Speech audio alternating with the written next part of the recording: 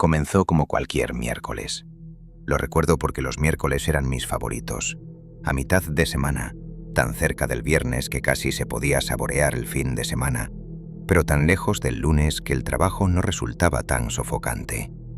Soy ingeniero civil, o al menos lo era.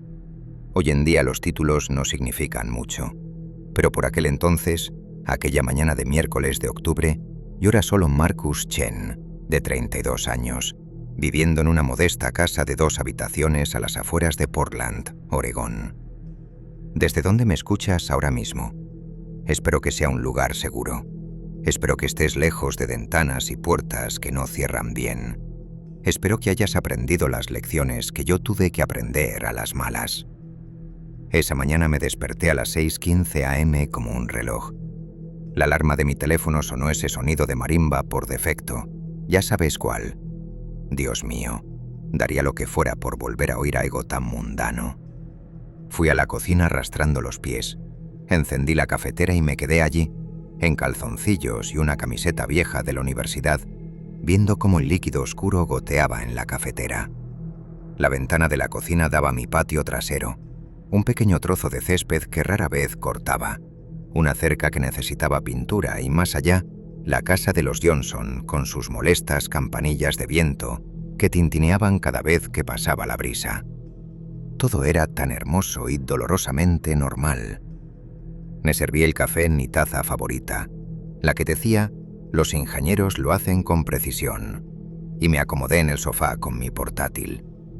Mi trabajo consistía en revisar planos estructurales de nuevos edificios comerciales, asegurándome de que no se derrumbaran con el primer estornudo. Un trabajo aburrido, quizá, pero me permitía pagar las cuentas y tomarme una cerveza artesanal de vez en cuando en el bar de la esquina. La tele estaba encendida de fondo. Siempre la tenía encendida por el ruido, ¿sabes? La ilusión de compañía cuando vives solo. Noticias locales, el tiempo, informes de tráfico, el típico zumbido matutino de información que entra por un oído y sale por el otro. Pero entonces algo me llamó la atención.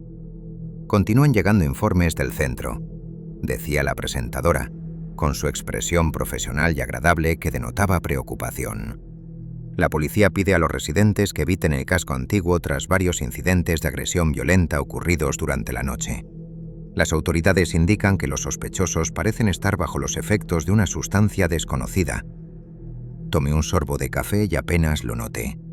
Otra historia de epidemia de drogas, pensé. Portland tenía sus problemas como cualquier ciudad. Volví a mi portátil, revisando los planos de un nuevo complejo de apartamentos. Ahora estamos en vivo con nuestro reportero en el lugar, David Martínez. David, ¿qué nos puedes decir? La pantalla cambió a una cámara de mano temblorosa. Un joven reportero estaba de pie, frente a las barreras policiales, con la corbata ligeramente torcida. Detrás de él pude ver luces intermitentes, coches de policía y lo que parecía un alboroto considerable. Gracias, Jennifer. Estoy aquí afuera del Hospital Buen Samaritano, donde la situación se ha vuelto cada vez más caótica.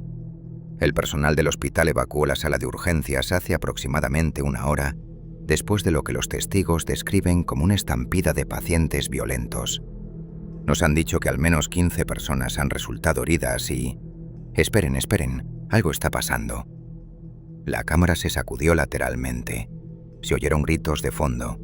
El reportero abrió mucho los ojos y se tambaleó hacia atrás cuando algo, apareció en el plano.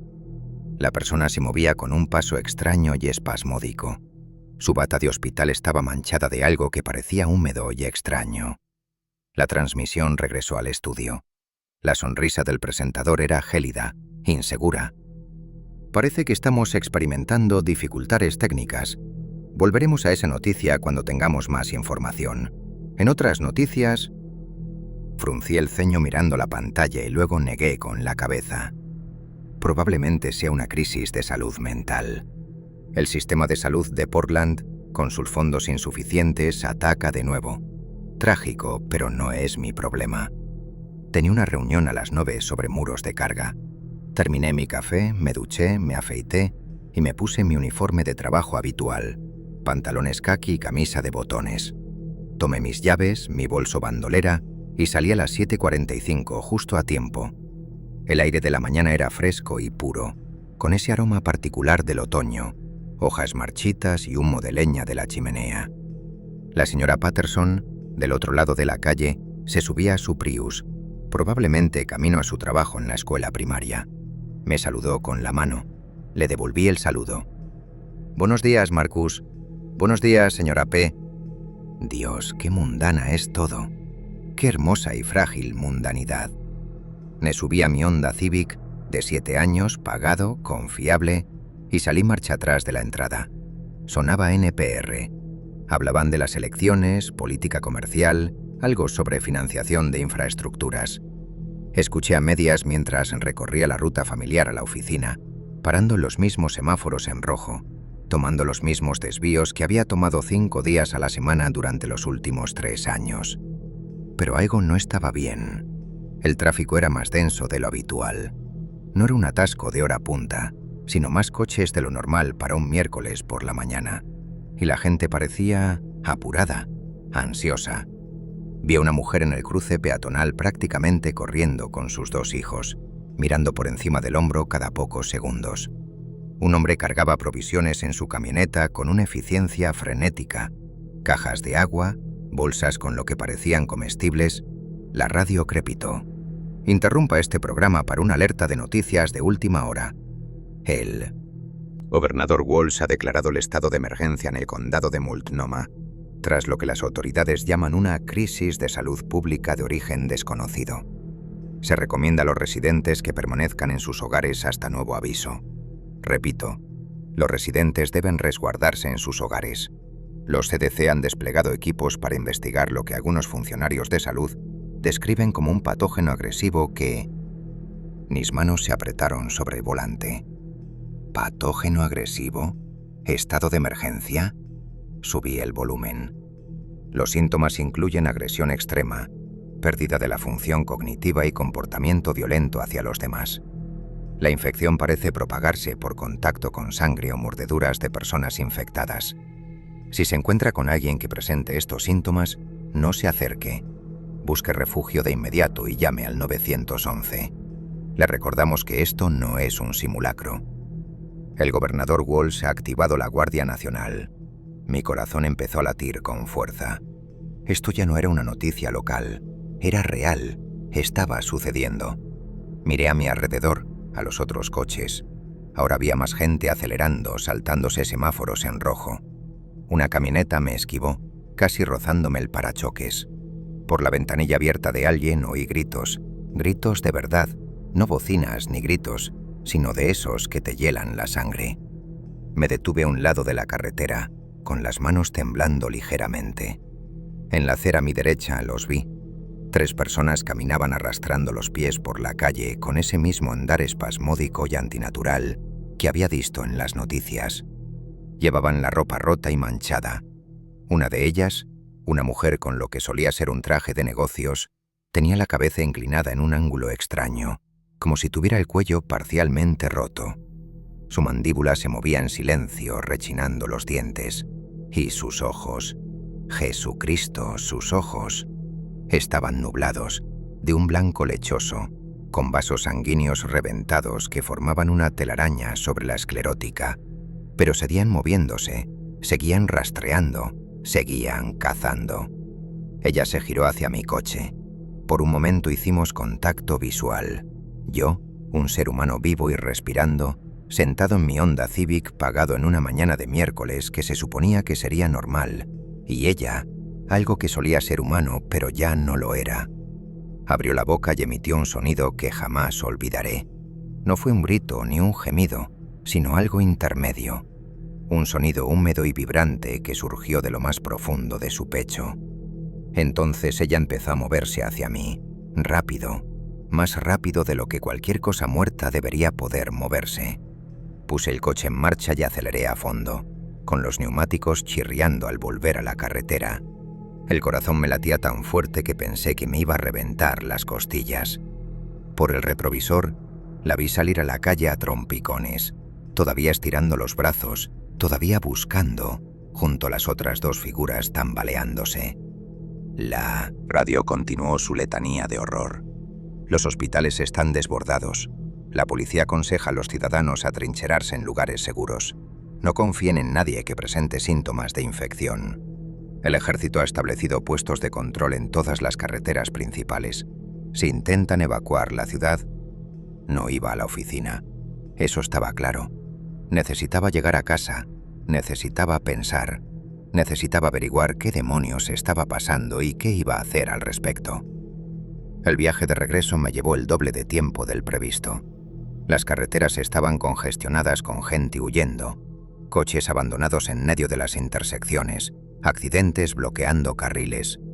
Vi una gasolinera con gente peleándose por los surtidores, peleándose de verdad, dándose puñetazos, tirones de pelo, desesperados y con saña. La civilización se estaba desmoronando en tiempo real y estaba sucediendo tan rápido que apenas podía procesarlo. Cuando por fin regresé a mi calle, me sorprendió encontrarla relativamente tranquila. Unos vecinos estaban afuera, hablando en voz baja y preocupados. El señor Yamamoto, 2 casas más allá, estaba clavando madera contrachapada sobre sus ventanas. El sonido del martillo resonaba en el extraño y tenso silencio. Entré en mi casa y me quedé allí sentado por un momento, con las manos todavía agarrando el volante, tratando de calmar mi respiración. Esto fue real. Esto realmente estaba sucediendo.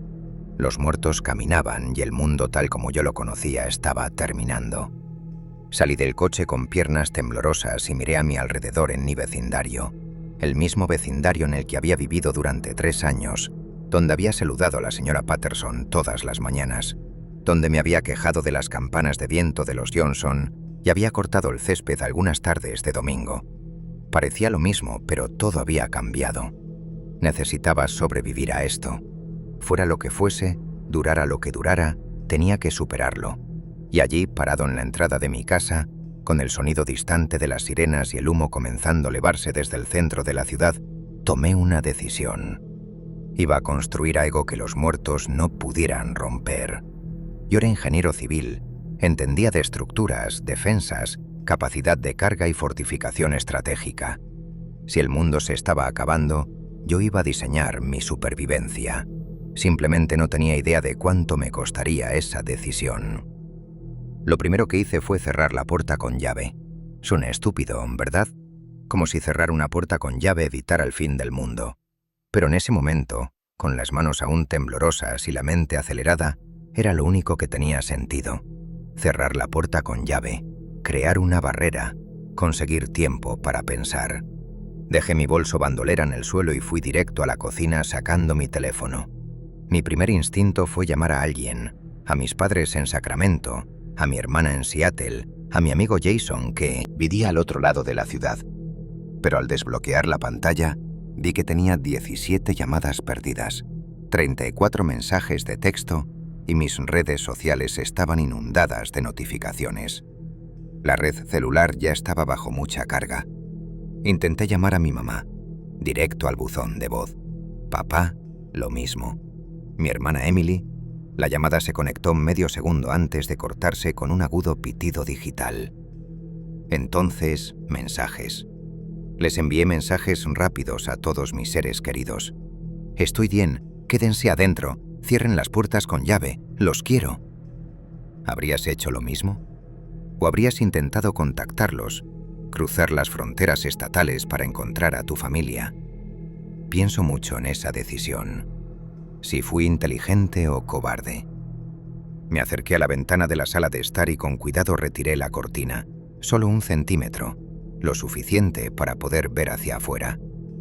La calle estaba candeando. El Prius de la señora Patterson seguía en la entrada, con la puerta del conductor abierta como si lo hubiera abandonado a toda prisa.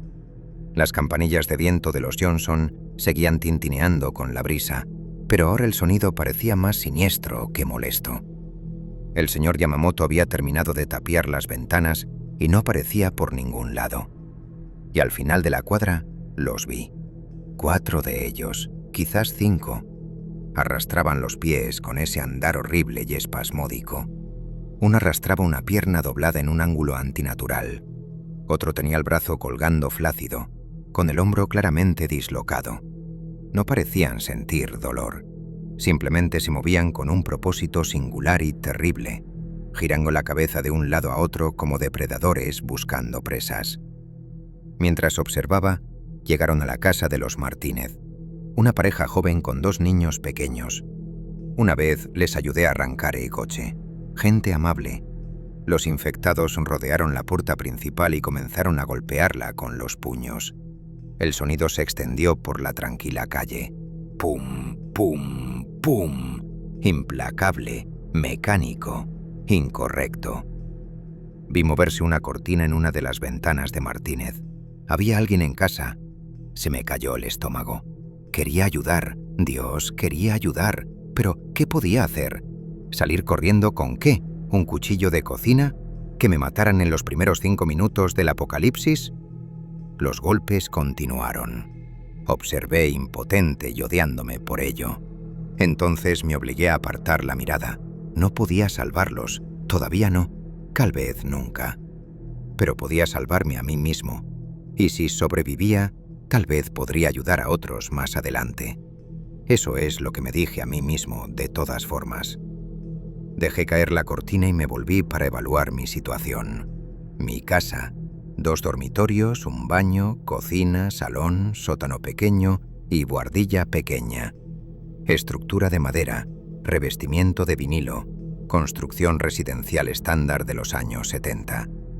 No era exactamente una fortaleza, pero tenía potencial. Yo era ingeniero civil. Había pasado años estudiando integridad estructural, distribución de cargas, arquitectura defensiva para zonas inundables y preparación sísmica. Los principios para mantener a raya a los muertos no eran muy diferentes. Primera prioridad, inventario. Ahora me movía por la casa con un propósito. La conmoción dando paso a la comodidad familiar de resolver problemas. Eso fue lo que hice. Identificar el problema, evaluar los recursos y desarrollar una solución. Cocina, media hogaza de pan, fiambres que se echarían a perder en un par de días, una caja de pasta, 3 latas de sopa, mantequilla de cacahuete, un frasco de pepinillos, algunos condimentos. Quizás 4 días de comida si racionara. No era suficiente. Agua. Llené todos los recipientes que tenía. Ollas, sartenes, la bañera, garrafones de leche vacíos. Si las plantas de tratamiento de agua cerraban, necesitaría reservas. Esa era mi prioridad número 1. Baño. Botiquín básico con curitas y antiséptico. Ridículamente inadecuado para el mundo en el que nos encontrábamos. Herramientas. Esto era mejor. Tenía una buena colección en el garaje. Martillo, clavos, sierra, taladro con baterías, destornilladores, llaves inglesas, una palanca. Mi padre había insistido en que tuviera una buena caja de herramientas. «Eres ingeniero», me dijo. «Pórtate como tal». «Gracias, papá». Armas. Un bate de béisbol de mi breve intento en la liga recreativa para adultos. Cuchillos de cocina. Una palanca de hierro. Nada que pudiera detener un ataque decidido, pero mejor que las manos desnudas. Estaba parado en medio de mi sala de estar, haciendo cálculos mentales, cuando escuché el grito. Venía de afuera, cerca, y era el tipo de grito que hace que tu cerebro posterior evolutivo se ilumine de alarma. El grito de una presa atrapada por un depredador. Corrí hacia la ventana. La casa de los Martínez. La puerta principal estaba abierta, rota, colgando de una bisagra. Los infectados entraban a raudales. Oí más gritos, niños llorando, y luego sonidos que no quiero describir. Me di la vuelta, con las manos apretadas en puños y sintiéndome completamente inútil. Los gritos cesaron después de unos minutos. El silencio que siguió fue de alguna manera peor. Me senté en el sofá, respirando con dificultad, intentando procesar lo que acababa de presenciar. Mi teléfono vibró. Una alerta de noticias. Emergencia nacional declarada. El presidente se dirige a la nación a las 8 p.m. estada. Militares desplegados en las principales ciudadanos. Se insta a los ciudadanos a refugiarse en sus hogares. Revisé la hora. 2:47 p.m. Menos de 7 horas desde que me desperté en un miércoles normal. 7 horas y el mundo se había acabado. Mi teléfono vibró de nuevo. Un mensaje de Jason. Casa Martínez comprometida, quédense adentro, no hagan ruido. Miré el mensaje confundida. ¿Cómo sabía Jason de la casa de los Martínez? Le respondí, ¿dónde estás? Al otro lado de la calle, casa Patterson. Me dejó entrar antes de irse. Tengo otras 3 personas conmigo. Volví a la ventana y observé la casa de la señora Patterson con más atención. Efectivamente, vi sombras moviéndose tras las cortinas del segundo piso. Sentí un gran alivio. No estaba sola. Había sobrevivientes. Podíamos trabajar juntas. Entonces entró en acción la parte racional de mi cerebro. 5 personas refugiadas en una casa que probablemente tenía la misma cantidad de provisiones que la mía. Se nos acabarían en cuestión de días, quizá una semana con suerte. Necesitábamos más suministros. Necesitábamos un plan. Le respondí a Jason, quédate aquí. Pensaré en los próximos pasos. Te contactaré cuando oscurezca. Su respuesta fue inmediata. No hagas ninguna estupidez. Demasiado tarde para eso. La estupidez era la nueva normalidad. Al caer la tarde vi las noticias en mi portátil, intentando ahorrar batería. Los informes eran desalentadores y empeoraban cada hora. Nueva York ardía. Los Ángeles había decretado la ley marcial. Chicago había perdido contacto con barrios enteros. La infección se propagaba más rápido de lo previsto. La mejor estimación de los CDC era que el 40% de la población urbana había estado expuesta en las primeras 12 horas. 40%. Los cálculos fueron brutales. En una ciudad de 650.000 habitantes como Portland, eso representaba más de 250.000 de infectados. Y la infección no disminuía. Los científicos lo llamaban virus, enfermedad priónica, arma biológica, parásito fúngico. Nadie lo sabía con certeza. Lo que sí sabían era que mataba al huésped en cuestión de horas y luego reanimaba el cuerpo con una simple instrucción: propagarse. Los infectados no necesitaban comida ni agua, no dormían, no se detenían, simplemente cazaban sin descanso, hasta encontrar carne viva para morder, desgarrar, infectar. Y la infección se propagó a través de fluidos, sangre, saliva, cualquier intercambio de materia corporal. Una mordida fue suficiente, quizás menos. Vi el discurso de la presidenta a las 8 p.m. Se veía agotada. El maquillaje no lograba disimular la tensión en sus ojos. Habló de medidas de emergencia, campamentos de FEMA y zonas de cuarentena militar. Instó a la calma. Prometió que el gobierno estaba trabajando en una solución. No le creí. No creo que ella misma lo creyera. Al caer la noche, mi barrio se transformó en una auténtica pesadilla. Se encendieron las farolas. La red eléctrica seguía funcionando, por ahora, proyectando una intensa luz amarilla sodio sobre todo. Y con esa luz pude verlos, más infectados. Docenas de ellos ahora, arrastrando los pies por la calle en grupos dispersos. Se congregaban alrededor de las casas donde podían percibir vida, ruidos, movimiento, el olor de humanos vivos. Oí golpes en puertas, cristales rotos, gritos que se interrumpían de repente. Me senté en la oscuridad de mi sala de estar, con las luces apagadas, las cortinas corridas, apenas atreviéndome a respirar. Mi teléfono vibró. Jason otra vez. Intentan entrar. Ventanas de la planta baja. Necesito ayuda. Mi ritmo cardíaco se disparó. Respondí. Barricada con muebles. Aléjate de las ventanas. No hagas un ruido. Observé la casa de la señora Patterson a través de un resquicio en mi cortina. Pude ver a los infectados reunidos a su alrededor, atraídos por algo. Tal vez habían oído movimiento. Tal vez podían oler a las 5 personas apiñadas dentro. Los infectados se lanzaron contra la puerta y las ventanas. Oí cristales romperse. Jason, ¡están dentro! No, no, no, no. Agarré mi bate de béisbol sin pensarlo. Un instinto primario que se impuso al sentido común. Era gente que conocía. Jason había sido mi amigo desde la universidad.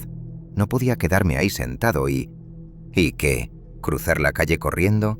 ¿Luchar contra docenas de infectados con un bate de madera?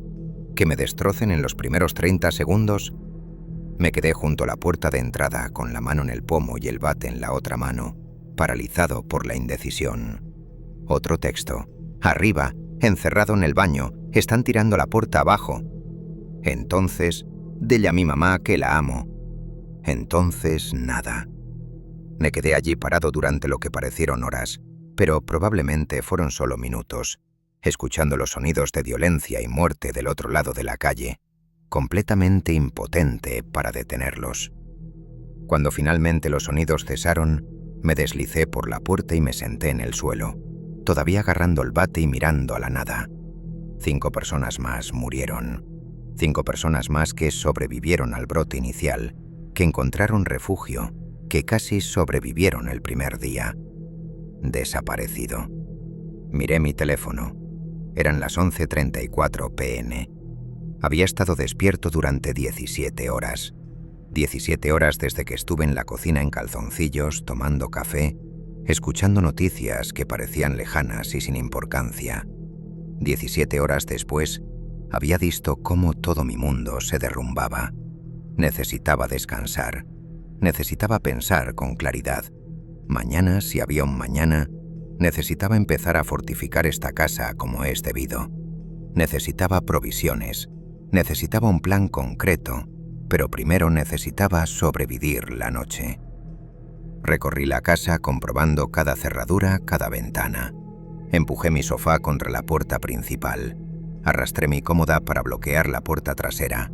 No los detendría mucho, pero podría ganarme segundos. Y los segundos podrían ser la diferencia entre la vida y la muerte. Me metí en la cama completamente vestida, con la bate sobre la mesita de noche, el teléfono cargándose a mi lado y miré al techo. Afuera los oía. El roce de pies sobre el pavimento. Los ruidos húmedos y traqueteantes que hacían en lugar de respirar. El estruendo ocasional de cristales rotos en algún lugar de la cuadra.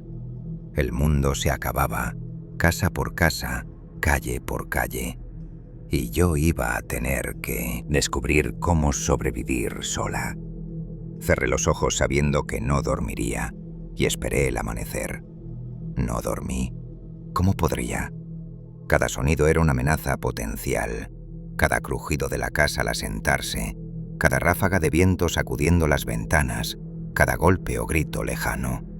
Yacía allí en la oscuridad, con el bate en las manos, escuchando la sinfonía del colapso de la civilización. Pero estar allí tumbado me dio tiempo para pensar, tiempo para planificar. Para cuando una tenue luz gris empezó a filtrarse por las cortinas, ya tenía el principio de una estrategia. No era perfecta, nada en esta situación podía serlo, pero era algo, un marco, un punto de partida. Yo era ingeniero. Los ingenieros resuelven problemas con matemáticas, física y aplicaciones prácticas. El problema, mantener a raya a los infectados y al mismo tiempo mantener el acceso a los recursos. La solución, defensa por capas. Me levanté con las primeras luces del alba, sobre las 6:15, casi exactamente 24 horas después de la típica mañana de miércoles de ayer. No me pasó desapercibida la ironía. Primero necesitaba ver con qué estaba trabajando. Me acerqué con cuidado a cada ventana, mirando por los huecos de las cortinas. La calle estaba más tranquila ahora, a primera hora de la mañana. Los infectados seguían allí. Conté al menos una docena en mi línea de visión inmediata, pero parecían menos activos, más lentos. Se agrupaban alrededor de las casas donde habían percibido vida la noche anterior, pero sus movimientos eran más desorientados ahora. La casa de la señora Patterson era un horror.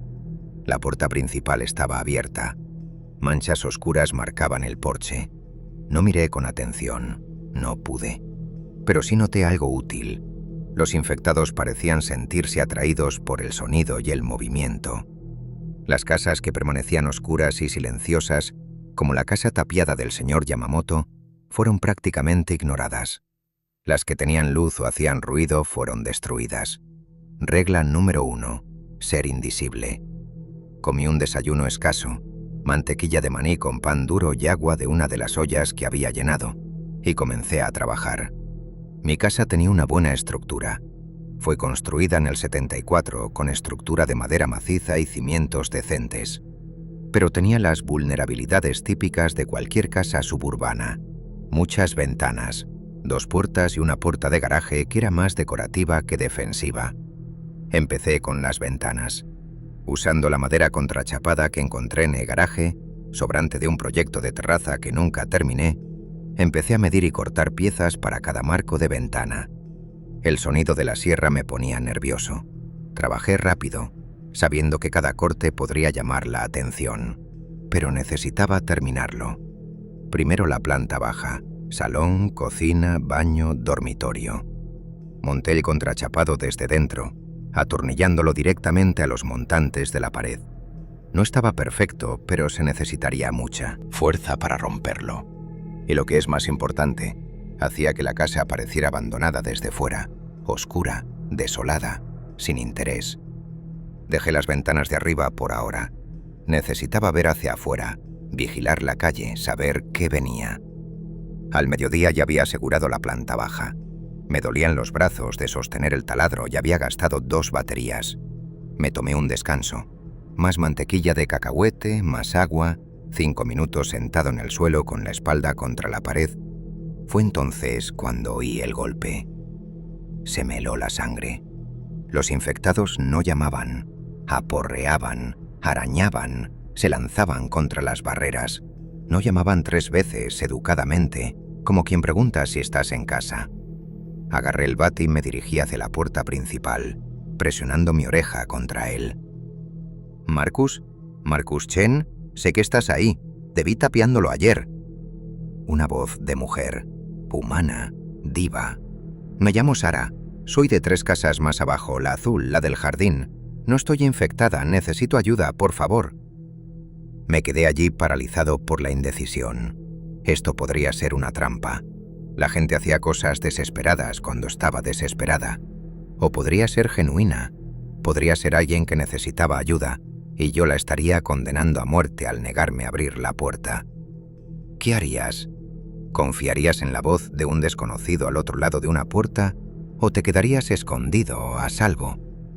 «Te oigo respirar», dijo Sara. «No te pido que entres, solo necesito saber si hay alguien más vivo aquí. Por favor, di algo». Tomé una decisión. «Aléjate de la puerta», grité. «Ve hasta la acera, déjame verte». Me acerqué a la ventana de la sala de estar y retiré una esquina de la cortina lo suficiente para poder mirar hacia afuera. Era real.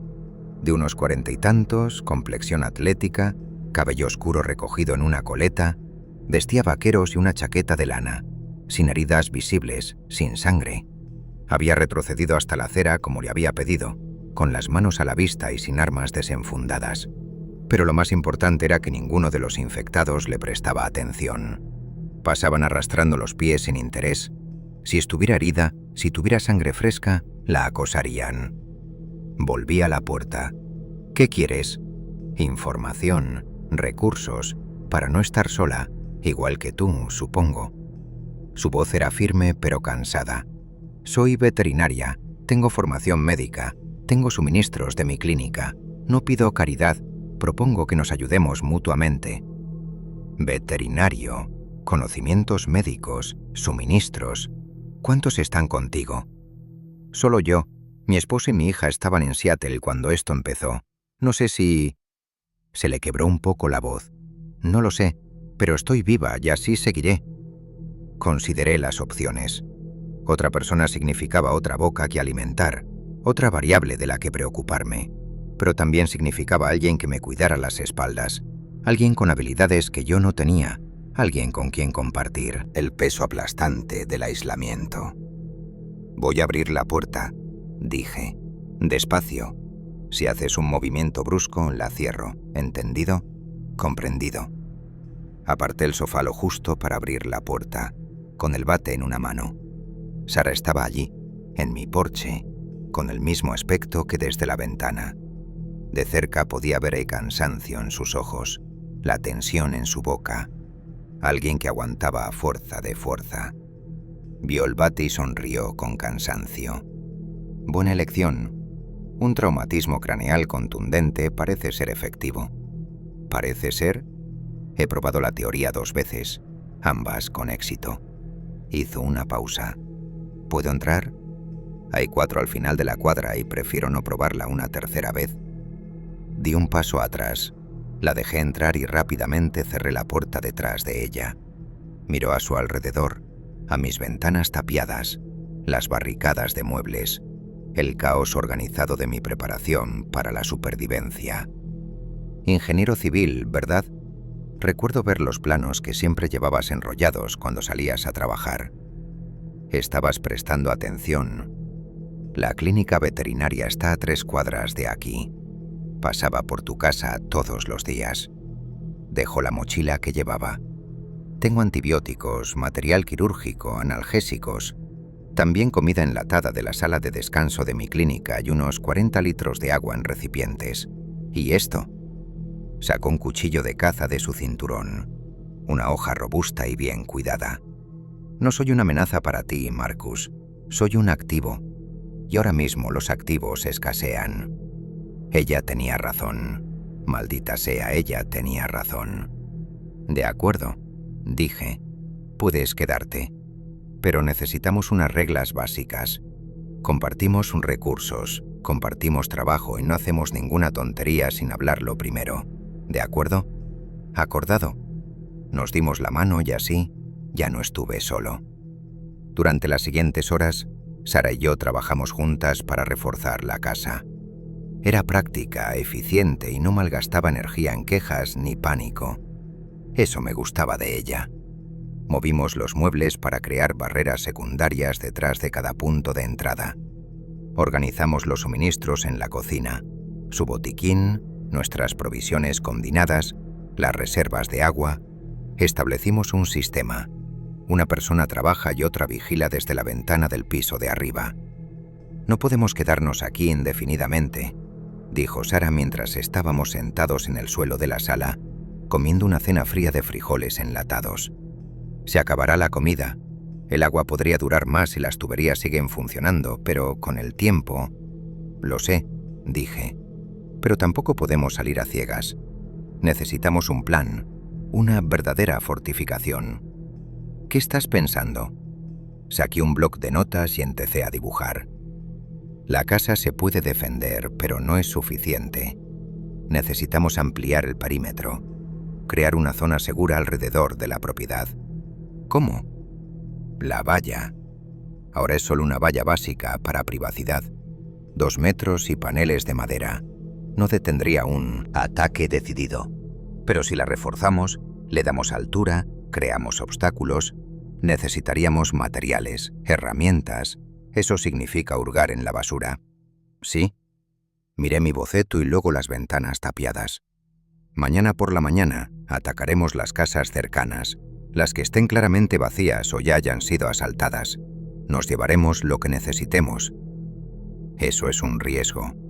Ahora todo es un riesgo. Pero lo hacemos con inteligencia. Entramos y salimos rápido. Nos cuidamos las espaldas unos a otros. Sara sintió lentamente. De acuerdo, pero esta noche dormiremos por turnos.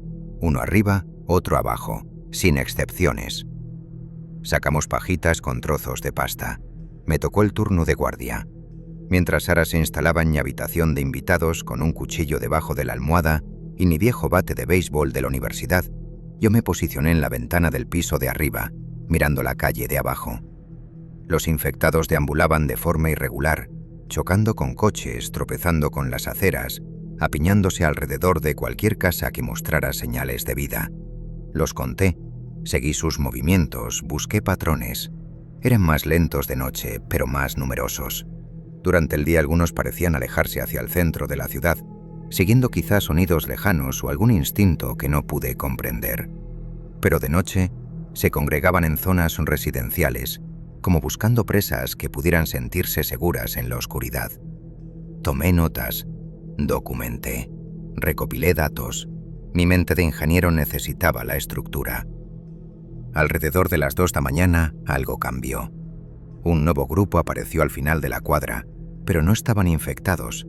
5 personas, moviéndose con cuidado y en silencio, armadas con armas improvisadas. Revisaban casas, buscando provisiones o supervivientes. Los vi avanzar por la calle. Se movían como un equipo, coordinados, con un propósito. ¿Militares, quizá?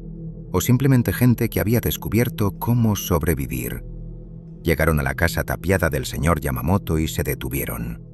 Uno de ellos, un hombre alto con una escopeta, intentó abrir la puerta. Estaba cerrada. Tuvieron una breve conversación que no pude oír y luego siguieron adelante, hacia mi casa. Me tensé y moví la mano hacia el bate que tenía a mi lado. Se detuvieron en mi entrada. El hombre alto observó mis ventanas tapiadas y mis puertas con barricadas. Les dijo algo a los demás y todos se giraron a mirar. ¿Podrían saber que había alguien vivo dentro? ¿Habríamos cometido un error? ¿Habíamos dejado alguna señal? Uno de ellos, un chico más joven de unos 20 años aproximadamente, comenzó a caminar hacia mi puerta principal. Bajé las escaleras rápidamente pero en silencio y llegué a la sala de estar justo cuando escuché voces afuera. Parece seguro. ¿Hay alguien aquí? Podría estar vacío. Podría estar infectado por dentro. Solo hay una manera de averiguarlo. Toc, toc, toc. ¿Hola? ¿Hay alguien ahí? No estamos infectados. Buscamos supervivientes. Tenemos comida y armas. Estamos formando un grupo. La seguridad está en la unión. Miré hacia el dormitorio de invitados. Sara apareció en la puerta, cuchillo en mano, con expresión inquisitiva. Negué levemente con la cabeza. No conocíamos a esta gente. Desconocíamos sus intenciones. Podrían ser auténticos supervivientes que buscaban ayudar, o podrían ser saqueadores, buscando arrebatarle lo que querían a cualquiera más débil. «Sabemos que estás ahí», gritó la voz. «Ayer vimos tus luces, solo queríamos hablar». Habían estado observando, lo sabían. «¿Marcus?», susurró Sara. «¿Qué hacemos?». Otro golpe más fuerte esta vez. «No nos iremos hasta saber si estás vivo o muerto. Tienes un minuto para responder y luego entraremos a comprobarlo». Una amenaza, sutil pero clara. Tomé una decisión. Me dirigí a la puerta quedándome detrás de la barricada y grité: «Estamos bien, no nos interesa unirnos a su grupo. Déjennos en paz». Silencio. Luego: «Esto ya no funciona así. Estamos intentando organizarnos, crear una zona segura. Todos en el vecindario deben contribuir o evacuar. Esas son las opciones». «¿Quién lo dice?». «Lo dice la gente que tiene armas y la capacidad de mantenerte a salvo». Mafia de protección. Dios mío, llevábamos menos de 48 horas del apocalipsis y la gente ya estaba formando pandillas. «Podemos mantenernos a salvo», dije. «¿Puedes?». La voz ahora era más fría. «Sois 2 personas en una casa. Somos 20 en 5 casas con un perímetro defensivo. Si te unes a nosotros, recibes protección, comida. Si te niegas, estás solo. Y estar solo aquí afuera, eso es una sentencia de muerte». Sara agarró su cuchillo con más fuerza. Pude ver el miedo en sus ojos, pero también la ira.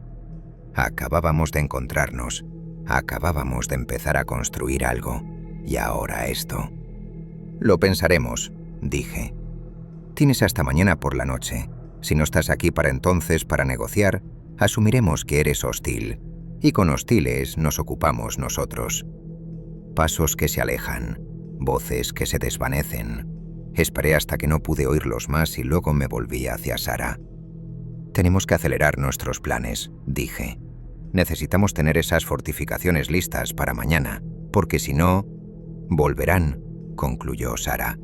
«Y no lo pedirán amablemente». Nos miramos el uno al otro en la tenue luz de mi sala de estar. 2 extraños que se habían convertido en aliados por necesidad, enfrentando un problema que de alguna manera era peor que los muertos que caminaban afuera. Otros supervivientes. Otras personas vivas que decidieron que el fin del mundo significaba el fin de las reglas, de la decencia, de la humanidad básica. «Mañana», dije, «con la primera luz, recogeremos todo lo que podamos y construiremos algo que no puedan penetrar. porque no voy a formar parte de su grupo y no voy a morir por haberme negado. Sara asintió. Entonces, mejor nos ponemos a trabajar. Ella regresó a su habitación. Yo me quedé junto a la ventana, observando la calle, observando a los infectados vagar sin rumbo, atento a cualquier señal del regreso del grupo. El sueño tendría que esperar. Teníamos un perímetro que construir y solo un día para hacerlo. El reloj estaba corriendo. El amanecer llegó demasiado rápido. Había pasado las últimas horas de oscuridad perfeccionando el plan, dibujando diagramas, calculando medidas. Sara dormitaba a ratos en la silla junto a mí, despertándose cada vez que me movía o hacía algún ruido. Ninguno de los dos había descansado, pero descansar era un lujo que no podíamos permitirnos. A las 6:30 de Miñano Tupato estábamos en la puerta trasera, listos para movernos. «Recuerda el plan», dije en voz baja, revisando la llave de tubo en mi cinturón. Rápido y sin hacer ruido. Primero atacamos la casa de los Martínez. Ya está forzada, así que no entraremos. Coge cualquier cosa útil. Herramientas, materiales, comida, agua. 5 minutos máximo. Sara se ajustó la mochila, con el cuchillo en la mano. ¿Y si nos encontramos con algún infectado? No nos involucramos a menos que sea necesario. El sonido los atrae más. Nos movemos, evitamos, nos escapamos. Ella asintió, pero pude ver la tensión en su mandíbula. Abrí lentamente la puerta trasera, estremeciéndome con cada pequeño crujido. El patio trasero estaba despejado, solo mi triste césped y la cerca. Más allá podía ver el patio de los Johnson, vacío, silencioso. Nos mudamos. El aire de la mañana era frío y traía un olor que estaba aprendiendo a reconocer. Descomposición, humo y algo más. Algo químico y extraño. La ciudad seguía ardiendo en algunos lugares y el viento nos traía la evidencia. Llegamos a la casa de los Martínez por los patios traseros, agachándonos, cubriéndonos con cercas y arbustos. Me obligué a no pensar en la familia que había vivido allí. El niño que solía andar en bicicleta en círculos en la entrada. La niña que me vendió galletas de las Girl Scouts la primavera pasada. Concéntrate en sobrevivir. Llora después. La puerta trasera estaba abierta, igual que la delantera. Sara y yo nos miramos y entramos. El olor nos impactó de inmediato. Sara se presionó la manga contra la cara. Intenté respirar por la boca. No mires los cuerpos, no mires. Miré de todos modos. No pude evitarlo. La familia Martínez estaba allí, en la sala, o lo que quedaba de ellos.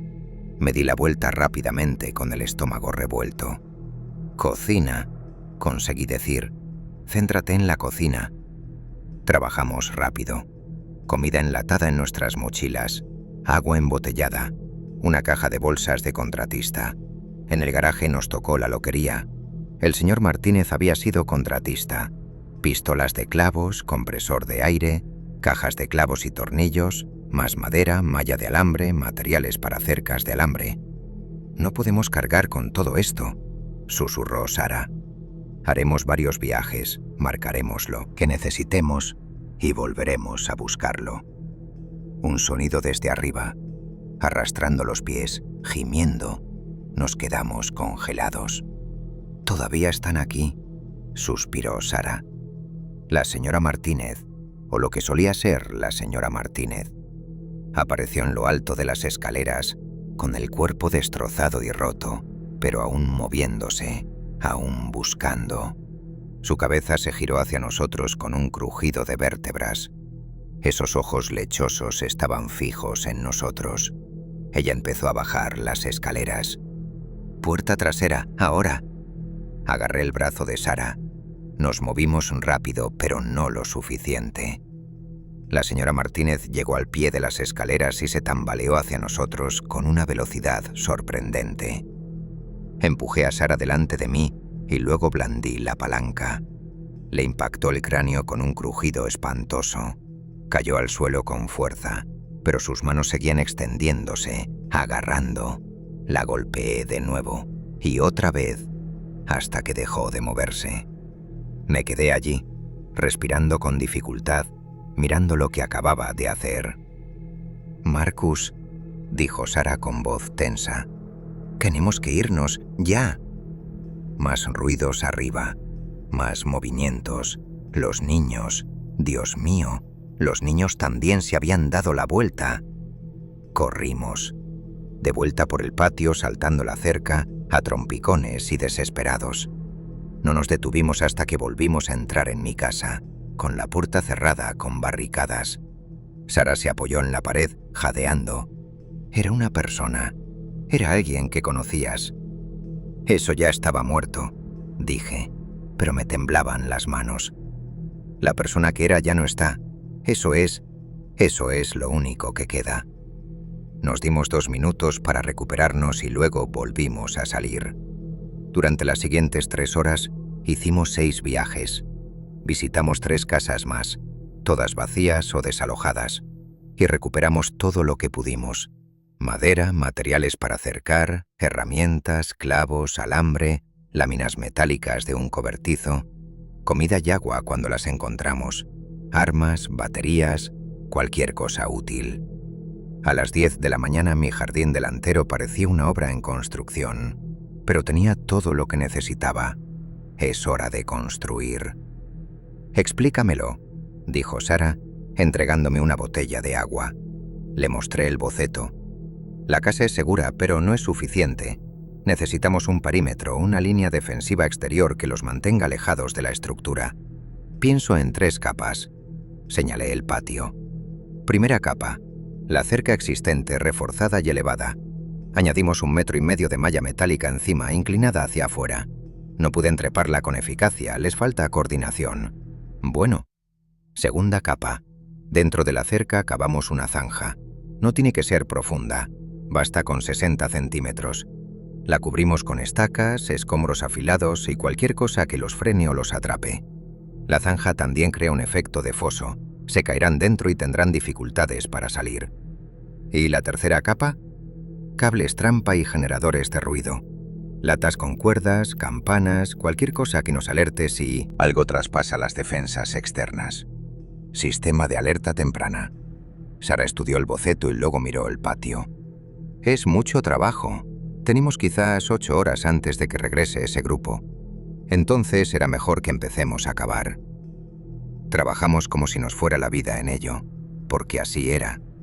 Empecé con la cerca, usando la clavadora para fijar tablas adicionales y una malla metálica a la estructura existente. El ruido me ponía nervioso. Cada disparo de la clavadora resonaba en la calle, pero era más rápido que martillar, y la velocidad era esencial. Sara empezó a cavar la zanja con palas que habíamos encontrado. El suelo era rocoso y difícil de excavar, pero lo atacó con furia y determinación. Al mediodía terminamos de reforzar la cerca del patio delantero. Parecía tosca, pero efectiva. Ya tenía 2,5 metros de alto, con la malla de alambre inclinada hacia afuera en la parte superior y sin asideros fáciles para los escaladores. Fue entonces cuando los infectados empezaron a notar nuestra presencia. El ruido los había atraído. Los observé mientras se arrastraban hacia la casa, girando la cabeza al oír nuestro trabajo. 5, luego 8, luego una docena. «Sara», llamé, «tenemos compañía». Levantó la vista de la trinchera y los vio acercarse. «¿Cuánto falta para que lleguen a la valla?» 2 minutos, quizás menos. ¿Podremos terminar a tiempo? Miré la zanja. A medio terminar, como mucho. Los cables trampa ni siquiera empezado. La valla terminada por delante, pero no por detrás. «No», dije, «no podemos». Los primeros llegaron a la valla e inmediatamente comenzaron a arañarla, intentando abrirse paso. La estructura reforzada resistió, pero venían más. Se amontonaron contra la valla, presionando, empujando, un muro de carne muerta con un solo propósito. La valla crujió ominosamente. «Marcus, tenemos que entrar». «Espera», pensaba calculando. «La trinchera, podemos usarla. Ayúdenme». Tomé una de las láminas de contrachapado que habíamos encontrado y la coloqué sobre la zanja, creando un puente. Les pedimos que nos sigan. Los guiamos al patio lateral donde la zanja es más profunda. Cuando pisan la tabla, los sacamos y se caen, concluyó Sara. Es una locura. ¿Tienes una idea mejor? Ella no lo hizo.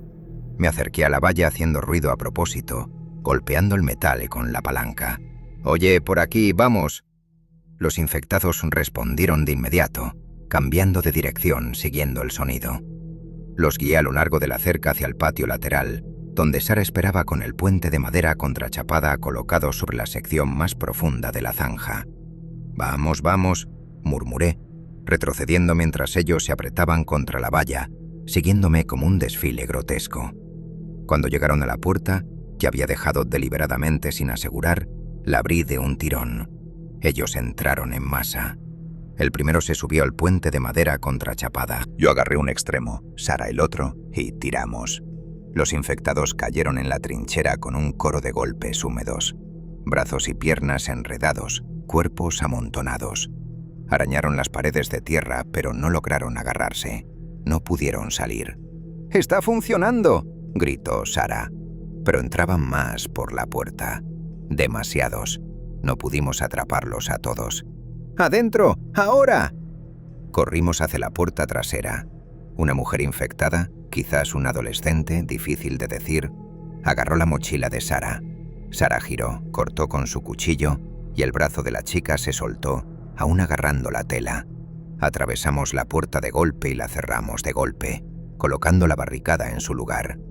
Por un momento nos quedamos allí parados, sin aliento, escuchando el sonido de los puños golpeando nuestras paredes, nuestras puertas, nuestra cerca. «¿Cuántos atrapamos?», preguntó Sara. «5 o 6, pero hay al menos una docena más afuera. La valla aguanta, por ahora». Nos acercamos a la ventana del piso de arriba para evaluar la situación. La escena abajo era surrealista. Infectados pululando por la valla, algunos atrapados forcejeando en la trinchera, otros vagando sin rumbo por la calle.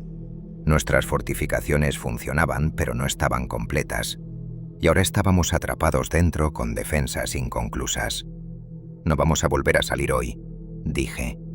«Y esta noche, cuando vuelva el grupo». La miré. No tenía respuesta. Pasamos la tarde monitoreando la situación, ahorrando energía y comiendo con moderación. Los infectados finalmente perdieron el interés. Sin estímulos continuos se alejaron, volviendo a su rutina sin rumbo. A las 4 de la tarde solo quedaban unos pocos cerca de la valla. A las 6 de la tarde, cuando el sol se ponía, los vimos. El grupo. 20 personas, tal como habían dicho. Armados con pistolas, bates y palancas. Caminaban por la calle como si fueran suyos, y en este nuevo mundo quizá lo fueran. Se detuvieron frente a mi casa. El hombre alto con la escopeta, su líder, sin duda, observó nuestra valla reforzada, nuestras defensas incompletas. Sonrió. «Marcus Chen», gritó. «Se acabó el tiempo. ¿Salís a hablar o tenemos que entrar?». Me acerqué a la ventana y la abrí lo justo para que me oyeran. «No nos interesa tu grupo, nos va bien solos». «Eso es lo que pensé que dirías». Se volvió hacia su gente. «Revisen el perímetro, encuentren un punto débil». Se desplegaron examinando nuestras defensas. Observé con creciente temor cómo encontraban la parte trasera de la valla, la que aún no habíamos reforzado. «¡Aquí!», gritó uno de ellos. «La valla está débil aquí atrás». El líder asintió. «Muy bien, Marcus, última oportunidad. Únete a nosotros o te quitamos lo que tienes. Tú decides». «No quieres hacer esto», le respondí. «Hay infectados por todo el barrio. Si haces un ruido, si te resistes, nos acosarán a todos. Que vengan, tenemos armas, somos muchos». Cargó una bala en su escopeta. «Tienen 10 segundos. 10, 9, 8... Sara me miró con los ojos abiertos. «¿Qué hacemos?». Miré a mi alrededor desesperado. No podíamos luchar contra ellos. Tenían armas, eran numerosos y estaban entrenados. No podíamos huir, tenían la casa rodeada. No podíamos... esperar. Una idea. Loca, peligrosa, pero quizás... «Sara, ¿cuántos infectados dijiste que mataste en tu clínica?». «2, ¿por qué?». «¿Y dijiste que un traumatismo contundente en la cabeza funciona?». «Sí, pero...». «Los de la trinchera. Están atrapados, pero no muertos. Si los liberamos... Sus ojos se abrieron de par en par a comprender. ¿Quieres usarlos como armas? 4, 3, 2... Es un suicidio, dijo Sara. Es cuestión de supervivencia, repliqué. No podemos luchar contra ellos, pero podemos obligarlos a luchar contra algo más. 1... Muy bien, chicos, enciéndanlo. Se oyeron disparos. Disparaban a la valla, a la casa, intentando abrirse paso. Y el sonido, ese sonido hermoso y terrible, atrajo a todos los infectados a 3 cuadras. Los vi venir de todas partes, docenas de ellos, arrastrándose hacia el tiroteo como polillas a la llama. «Allá vamos», susurré. «Es hora de equilibrar las cosas». Agarré el compresor de aire y la pistola de clavos, la única arma a distancia que teníamos. No era gran cosa, pero mejor que nada. Cuando abra la puerta trasera, le dije a Sara, «Corramos a la trinchera, quitemos las estacas que pusimos para bloquearlos, dejemos salir a los atrapados, luego volvamos adentro lo más rápido posible. ¿Listos? Este es el peor plan en la historia de los planes. Lo sé, ¿listo?» Ella agarró su cuchillo. «¿Lista?» Nos dirigimos a la puerta trasera. Podía oír al grupo de afuera que seguía disparando y gritando. Podía oír los gemidos de los infectados, cada vez más fuertes, a medida que convergían en el ruido. Abrí la puerta de golpe. Corrimos. La zanja estaba a 10 metros. Las estacas que habíamos clavado para mantener atrapados a los infectados eran solo postes de madera, fáciles de quitar si sabías cuáles arrancar. Alcancé el primero y lo saqué, luego el segundo. Debajo de mí los infectados se alzaban, repentinamente libres para trepar. Sara sacó estacas del otro lado. «Marcus, se están yendo. Esa es la idea, vamos». Quitamos las últimas estacas y corrimos de vuelta a la casa. Detrás de nosotros 6 infectados salieron de la trinchera, vieron al grupo de supervivientes armados en el jardín delantero y atacaron. Los gritos comenzaron inmediatamente. «¿Qué demonios? ¡Detrás de nosotros! ¡Están detrás de nosotros!». Disparos, gritos, caos. Regresamos adentro y cerramos la puerta de golpe, con el corazón latiendo con fuerza. Desde la ventana del piso de arriba, observamos cómo se desarrollaba la batalla. El grupo estaba atrapado entre los infectados que habían atraído con sus disparos y los que habíamos liberado. Lucharon con todas sus fuerzas, armas a tiros, beites en mano, pero estaban rodeados, presas del pánico. Más infectados llegaron desde la calle, atraídos por la violencia y el ruido. El grupo intentó formar una línea defensiva, pero se rompió casi de inmediato cuando uno de sus miembros cayó al suelo gritando. «Van a morir», dijo Sara en voz baja. «Ellos tomaron su decisión», respondí, pero me dio asco verlo. La batalla duró quizás 5 minutos. Al terminar, la calle estaba llena de infectados, al menos 40 ahora, que se alimentaban de los cadáveres del grupo que nos había amenazado. Habíamos sobrevivido, pero el costo... Miré a Sara. Ella me miró. «Tenemos que acabar con esas defensas», dije, «esta noche, mientras están distraídos comiendo. ¿Quieres volver a salir? Después de eso, es la única oportunidad que tendremos. Mañana tendremos aún más. Lo hacemos ahora o nos quedamos atrapados aquí para siempre». Observó la masacre de abajo y asintió lentamente. «De acuerdo, vamos a construir tu perímetro». Trabajamos toda la noche con linternas LED, silenciosos como fantasmas. Los infectados estaban ocupados con su festín lúgubre, ignorándonos mientras terminábamos la valla, terminábamos la zanja e instalábamos los cables trampa y las alarmas. Al amanecer habíamos terminado. Nos quedamos bajo la luz grisácea de la mañana, contemplando lo que habíamos construido. 3 capas de defensa, un perímetro seguro, una fortaleza en las afueras. ¿Aguantará?, preguntó Sara. No lo sé, admití, pero es lo mejor que podemos hacer.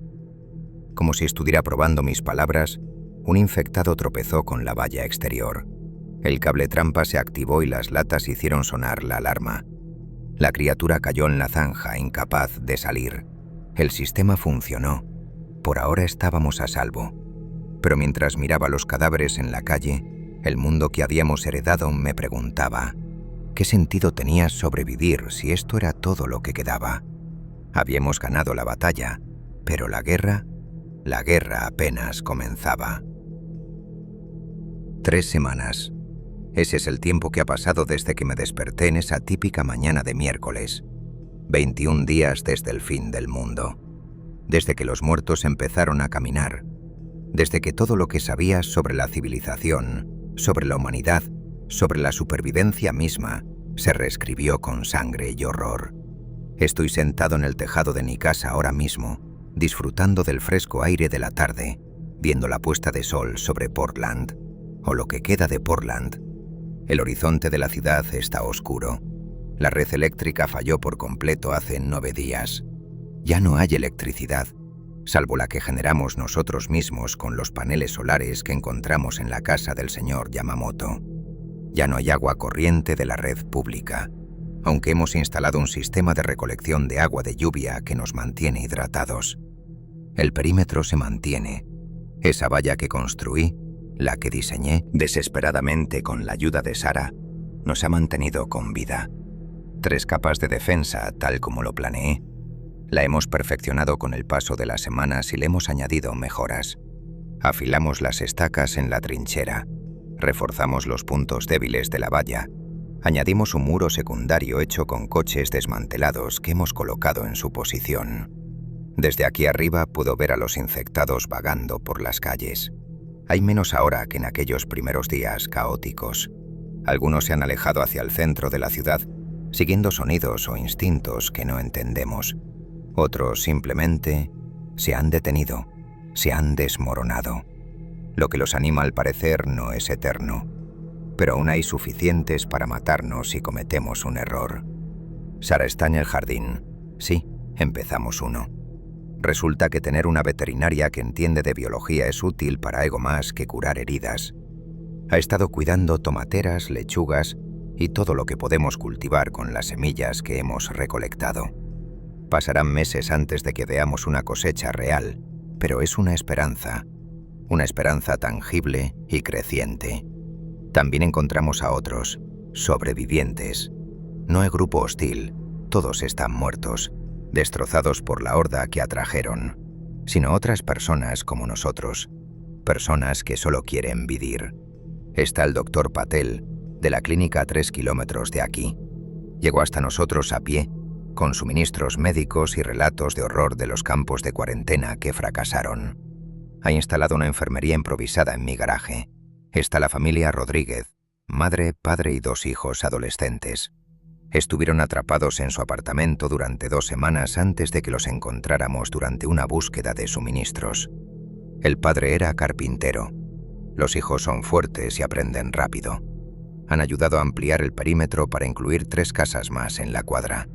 Está Amanda, una exmarine, que una mañana se acercó a nuestra cerca con un rifle y una simple petición. ¿Puedo pelear? ¿Tienen comida? Se ha convertido en nuestra jefa de seguridad y nos enseña a todos técnicas de combate, mantenimiento de armas y estrategias defensivas. Ya somos 12. 12 personas en 5 casas, conectadas por vallas reforzadas y trincheras, por cables trampa y torres de vigilancia, por la determinación compartida de sobrevivir. Lo llamamos el perímetro. No es muy creativo, lo sé, pero es preciso. Es lo que construimos, lo que defendemos, lo que mantiene a los muertos fuera y a los vivos a salvo. Y cada día más sobrevivientes nos encuentran. Personas que ven nuestras defensas y saben que aquí hay alguien pensando a largo plazo, diseñando soluciones en lugar de simplemente reaccionar ante las amenazas.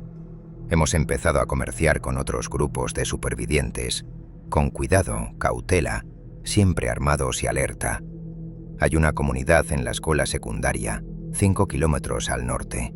Otra en el centro comercial, al este. Intercambiamos suministros, información y advertencias sobre hordas o grupos hostiles.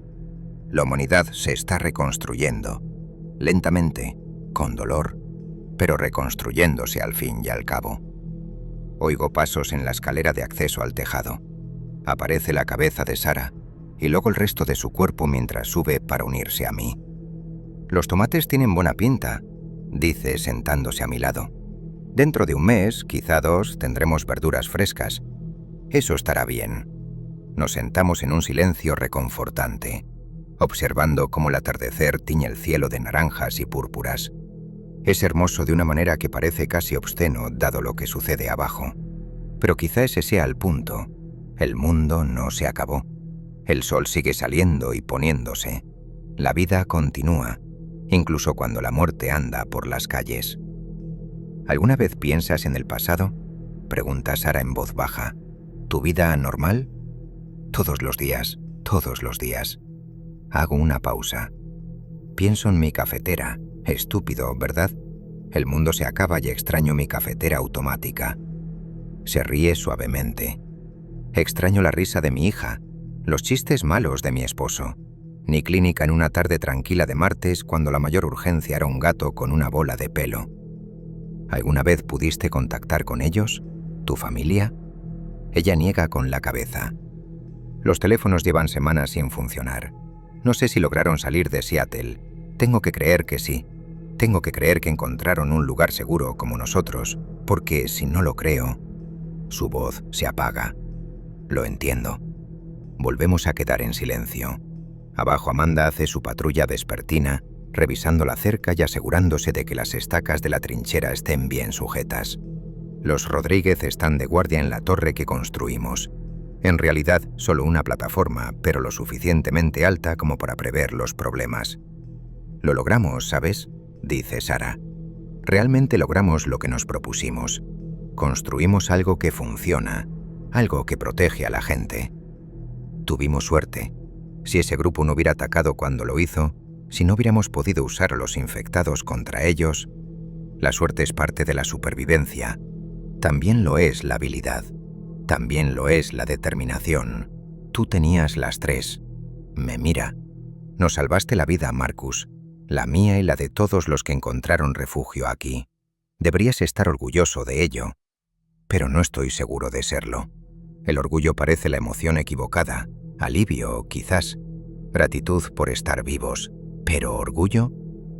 Pienso en la señora Martínez, en el grupo que básicamente les dimos a los infectados, en las decisiones que tomamos, la gente que no pudimos salvar, los riesgos que no pudimos correr, las decisiones difíciles que nos parecieron incorrectas pero que eran necesarias. Maté gente, digo. O sea, técnicamente los infectados los mataron, pero los liberé sabiendo lo que pasaría. Es culpa mía.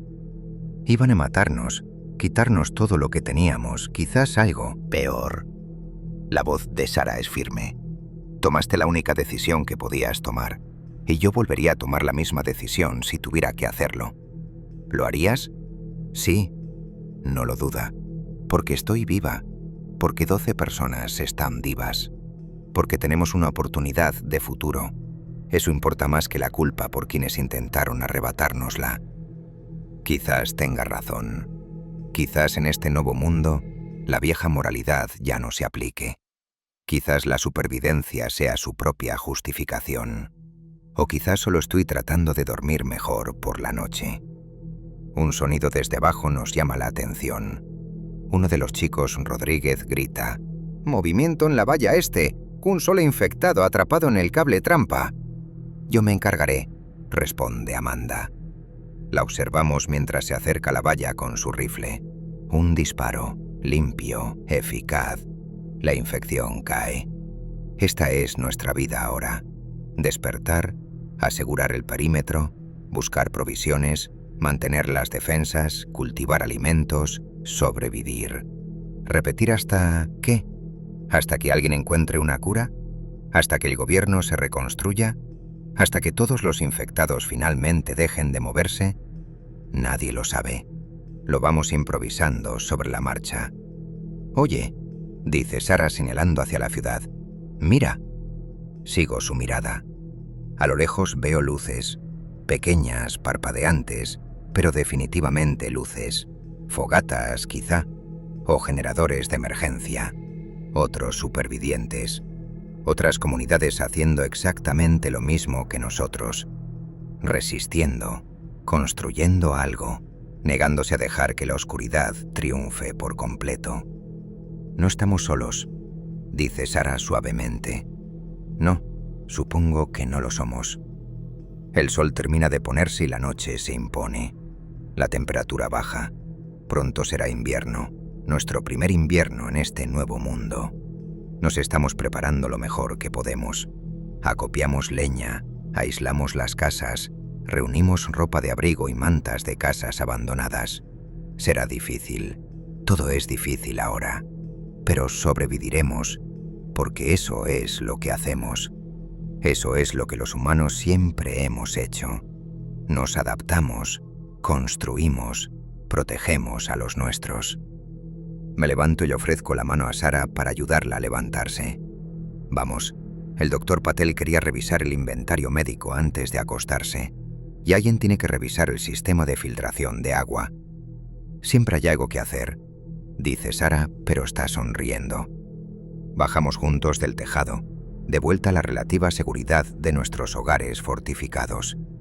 Detrás de nosotros, los infectados gimen y se arrastran en la oscuridad, pero no pueden alcanzarnos, no aquí, no dentro del perímetro. Mientras camino por las casas conectadas, viendo a la familia Rodríguez jugando las cartas a la luz de las linternas, viendo al doctor Patel organizando sus suministros, viendo a Amanda limpiando sus armas, me doy cuenta de algo. Hemos construido más que un perímetro. Hemos construido una comunidad. Una pequeña, frágil y constantemente amenazada, pero real. Personas que dependen unas de otras, personas que trabajan juntas, personas que se niegan a renunciar a su humanidad solo porque el mundo intentó arrebatársela. Quizás eso sea realmente la supervivencia. No solo mantenerse vivo, sino seguir siendo humano. Conservar lo que importa de nosotros mismos. La compasión, la cooperación, la esperanza. Incluso cuando todo lo demás se desmorona. Esa noche duermo mejor que en semanas. La torre de vigilancia está vigilada. Las vallas están aseguradas. Los cables trampa están instalados. Nuestra gente está a salvo. Al menos por esta noche hemos ganado. La nieve está cayendo fuera de mi ventana. Nuestra primera tormenta invernal. Estamos preparados, lo mejor que podemos. Las casas están aisladas. Tenemos leña apilada. El jardín está inactivo, pero vivo, esperando la primavera. Nuestras reservas de alimentos son suficientes. No abundantes, pero suficientes. El perímetro ha crecido. Ahora controlamos una manzana entera, 18 casas, conectadas por muros y vallas, con torres de vigilancia en cada esquina. 47 personas viven aquí. Tenemos una clínica médica en funcionamiento, una escuela donde los niños asisten a clases, un taller donde reparamos herramientas y armas, un consejo que toma decisiones democráticamente. No es mucho, pero es nuestro. Hemos escuchado rumores de grupos comerciales. Hay una base militar en el este de Oregón que sigue operativa. Un centro de investigación en California trabaja para comprender la infección. Un gobierno en el exilio en algún lugar de Colorado. O quizás solo sean historias que la gente se cuenta para mantener la esperanza. Sea como sea, no nos iremos. Todavía no. El perímetro es defendible, sostenible y se fortalece cada día. Estoy de pie en la torre de vigilancia principal, la que construimos el mes pasado, de 6 metros de altura y con vistas a todo el barrio. Desde aquí puedo ver toda nuestra comunidad extendida bajo mis pies. Gente moviéndose entre casas, humo saliendo de las chimeneas, niños jugando en un patio seguro, jugando y riendo como deben hacerlo los niños. No es el mundo que conocía, pero es un mundo por el que vale la pena luchar. Sara me acompaña en la atalaya, con 2 tazas de algo que casi es café en las manos. Hemos estado experimentando con raíz de achicoria tostada. No es gran cosa, pero está caliente y tiene cafeína, que es lo único que importa. Reunión del consejo esta noche, dice entregándome una taza. Tenemos que votar si aceptamos al nuevo grupo. 23 personas quieren unirse. ¿Cuál es tu lectura? Parecen auténticos, familias en su mayoría, algunos conocimientos útiles, agricultores, maestros, un mecánico, pero llevan semanas viajando, tienen hambre, están desesperados. La gente desesperada toma decisiones desesperadas, digo. Nosotros también, replica Sara. Una vez estuvimos desesperados. Alguien podría habernos rechazado, pero nos encontramos y construimos esto. Señala el perímetro. Quizás sea hora de ofrecer esa oportunidad a otros. Lo pienso. Más gente significa más bocas que alimentar, pero también más manos que trabajar, más ojos que vigilar, más fuerza en la unión. De acuerdo, digo. Votaré que sí, pero lo haremos con cuidado. Periodo de cuarentena, verificaciones de antecedentes lo más exhaustivas posible, y si alguien resulta ser una amenaza, nos encargamos de ellos, termina Sara. Conozco el procedimiento. Nos quedamos juntos en silencio, saboreando nuestro café, observando cómo nuestra comunidad se dedica a sobrevivir, a vivir. ¿Crees que lo lograremos?, pregunta Sara. A largo plazo, quiero decir, dentro de unos años, ¿seguirá aquí? No lo sé, admito, pero sé que tenemos una oportunidad real, y eso es más de lo que la mayoría tiene. Ella asiente. Ya basta. ¿Es suficiente?, me pregunto. ¿Basta con sobrevivir o necesitamos algo más? ¿Propósito? ¿Significado? ¿Un futuro que sea más que simplemente no morir? No tengo respuestas. Nadie las tiene. Todos estamos resolviendo esto día a día. Pero cuando miro lo que hemos construido, este perímetro, esta comunidad, esta pequeña burbuja de seguridad en un mundo roto, creo que tal vez estemos en el camino correcto. No solo sobrevivimos al brote, estamos construyendo algo nuevo a partir de las cenizas de lo que se derrumbó. Y tal vez, solo tal vez, así es como la humanidad sobrevive, no volviendo a lo que éramos, sino construyendo algo mejor con lo que nos queda. Los infectados siguen ahí fuera, siempre lo estarán, pero nosotros también estamos aquí. Estamos armados, estamos organizados, estamos decididos, y no iremos a ninguna parte.